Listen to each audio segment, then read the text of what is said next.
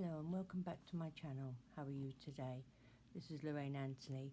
Subject today is borderline personality disorder, which I have and was diagnosed in 2015, which did explain an awful lot of my situations that I had come by in the past. I would like to let you know a little bit about myself. I'm single. I've been single, I would say, I don't know, about 10 years, but in between that, there is a little relationship I had with my boyfriend Glenn. The first 2 years were fine, so out of that 10 years, I had 2 years which was fine with Glenn. Glenn had a mental illness, which was schizophrenia, which I had no idea what that entailed. And we had quite a toxic relationship together. And I knew it weren't right because I ended up having to go to the doctors and get some counselling and ask for some counselling to help me with what was going on in my head and what was right and what was wrong. Turned out that I had to have antidepressants to keep my moods stable.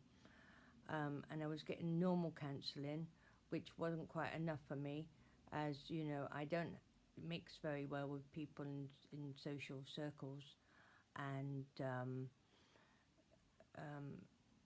you know, so I kind of like, first time I'd been able to talk to somebody about my problems, which he became my friend, which realistically isn't. Anyway, the first 2 years with Glenn was okay, and then I knew that the relationship wasn't right, so I told Glenn that it's not going to work and we have to break up for the both of us, because it was stressing me out. He would always come around my house and he was constant for me. And he used to like to get me upset and jealous so that it showed that I cared for him, because I never admitted that I loved him. Anyway, so what happened was he went downhill from me splitting up with him, which was worrying me, and he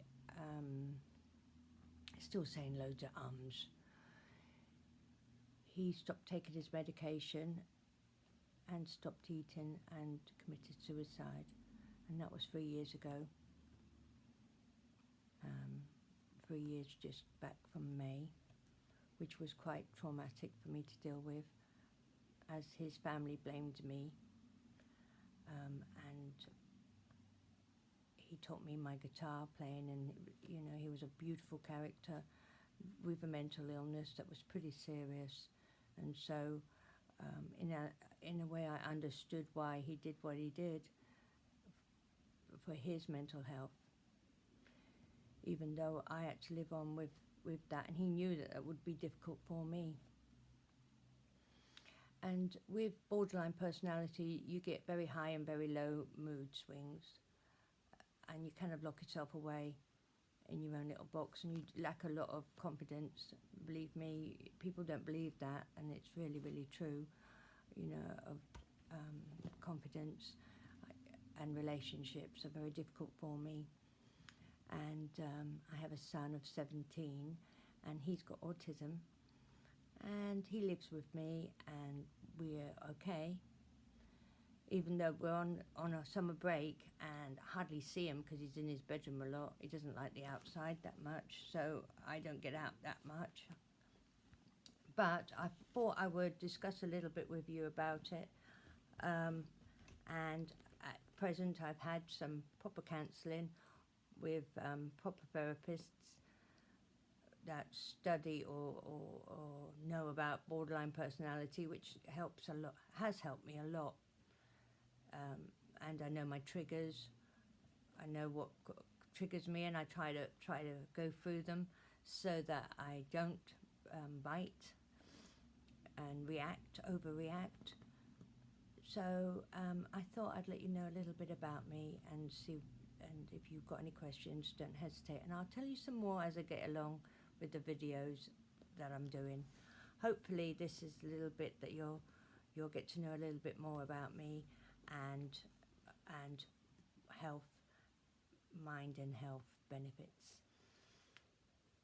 So thank you very much for viewing. If you like my videos, please don't hesitate to subscribe.